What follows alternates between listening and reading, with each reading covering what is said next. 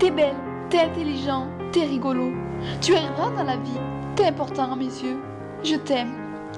Pour certains, ces mots n'ont aucune signification. Pour cette personne, ces mots sont importants. Elle n'a pas réellement été critiquée dans sa vie, mais ces mots lui font bien fou et lui montrent qu'elle est importante dans cette vie. Elle a confiance en elle grâce à ces mots, et elle peut se regarder dans une classe car elle se trouve belle. Tu pues, t'es con, va te pendre, tu sers à rien, t'es moche, t'es ridicule. Cette autre personne qui reçoit sans cesse ces mots en longueur de journée a perdu toute confiance en elle. Et pire que ça, elle a voulu en finir plus d'une fois.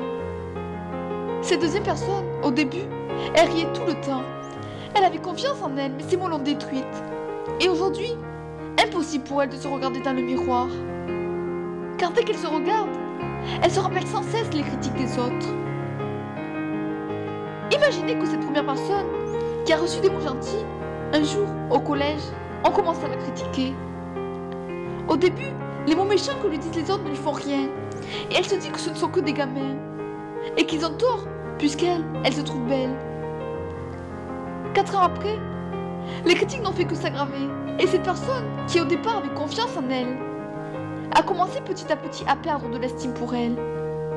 Elle a commencé à être en dépression et de faire des tentatives de suicide. 1 an après que les critiques ont commencé, elle ne pouvait plus se regarder dans une classe, car les mots la hantaient. Et au lieu de se trouver belle, elle se trouvait moche. Cette deuxième personne, qui, pratiquement toute sa vie, a reçu des critiques sur son physique et qui n'avait plus du tout confiance en elle. Un ami lui a dit un jour qu'elle était belle. Tellement qu'elle était détruite, cette personne n'en croyait pas un mot et rien n'y faisait. Elle se croyait toujours moche. Puis au fil des ans, une personne, puis une autre, et encore une autre, et ainsi de suite, lui ont dit tous les mots gentils qu'on peut avoir dans une vie, comme « T'es important à mes yeux, t'es belle, je t'aime, t'es intelligent ». Ces mots ont fini par se ancrer dans sa tête, et à force d'entendre tous ces mots, elle a fini par les croire. Alors elle a eu confiance en elle. Pas du jour au lendemain, ça a pris du temps. Mais au bout de plusieurs années, elle a eu confiance en elle. Et elle a pu se regarder dans une classe en sachant qu'elle était importante pour quelqu'un. Et en sachant qu'elle est belle. Et vous pouvez pas savoir comme ça lui faisait du bien. D'être bien dans sa peau pour une fois.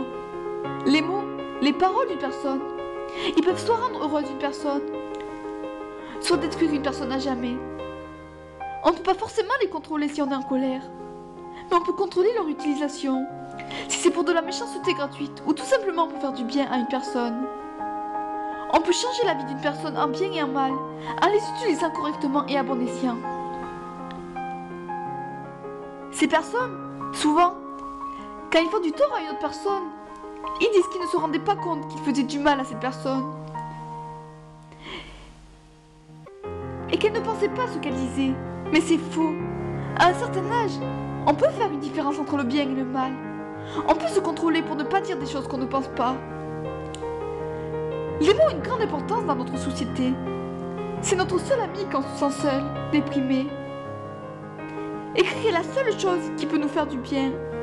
Et ce qui est encore mieux, c'est de faire partager nos mots, nos paroles à des personnes extérieures.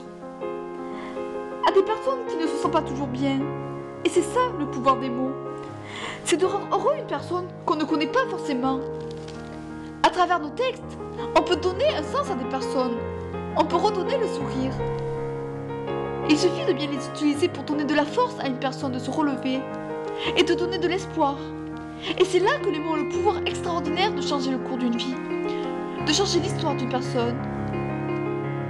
Utilisez-les à bon escient, sans faire du mal à une personne, mais au contraire, en ramenant le sourire à une personne. Et c'est là que les mots, vos mots, peuvent tout changer.